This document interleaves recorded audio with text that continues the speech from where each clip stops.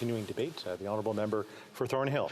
Speaker, I'm going to split my time with the Honourable Member from Wellington-Halton Hills, and I stand in this debate with sadness and anger as a Canadian, as a member of this House, as a Jew. Jewish Canadians are not only mourning, they feel that they are under threat, and it's our duty here to provide the reassurance and the protection to those who feel vulnerable, whether within the Jewish community, amongst the Muslim community, or any other community.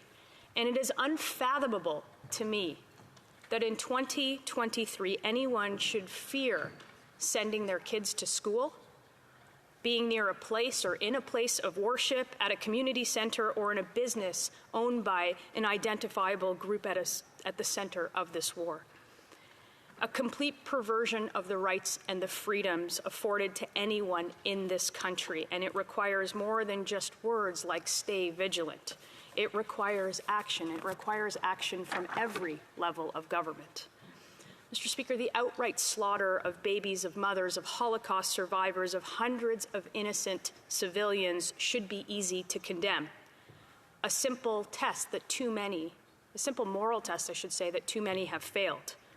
Because the visceral language of the entitled creates a fetish of blind demonization of one party in this conflict, even in the face of such obvious carnage.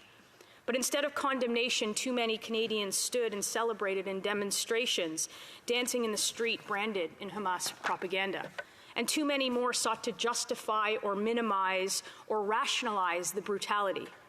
And I would remind this House in this vein that the 1988 Hamas covenant and the revised charter from about 5 years ago is something that mustn't be ignored in the conversation.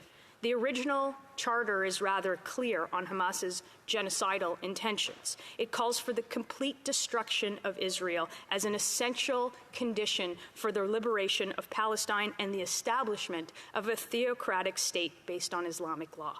It states the need for an unrestrained and unceasing jihad to attain that objective, and the outright dismissal of any negotiated resolution or political settlement of Jewish or Muslim claim to land. It is by every account anti-Semitic. And what happened in Israel on Saturday is true to Hamas's explicit charter edict, their objectives and their ambitions. On October 7th, Hamas carried out the worst attack on the Jewish people since the Holocaust. They intentionally targeted innocent mothers, children, babies, elderly Holocaust survivors, entire families, and innocent civilians carrying out their daily lives until they were so brutally cut short. Among them were Canadians, 5 murdered, 3 others believed to be captive.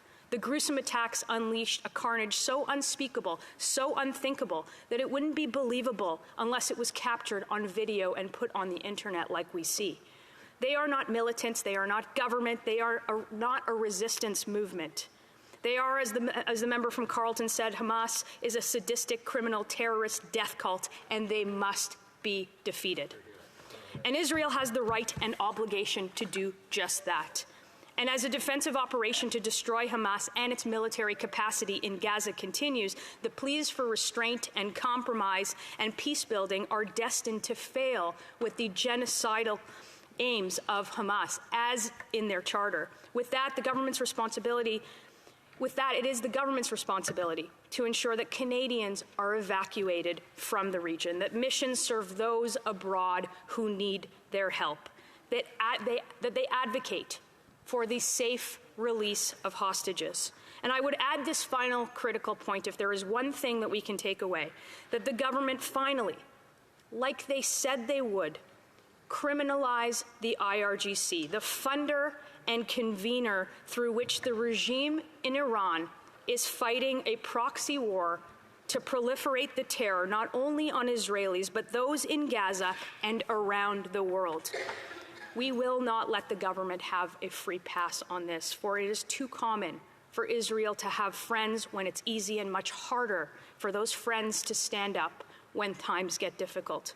And for the destruction of terror in Hamas, in the Iranian regime, and around the world, and for the security of our ally, Hamas must be destroyed, and things will get harder. Thank you.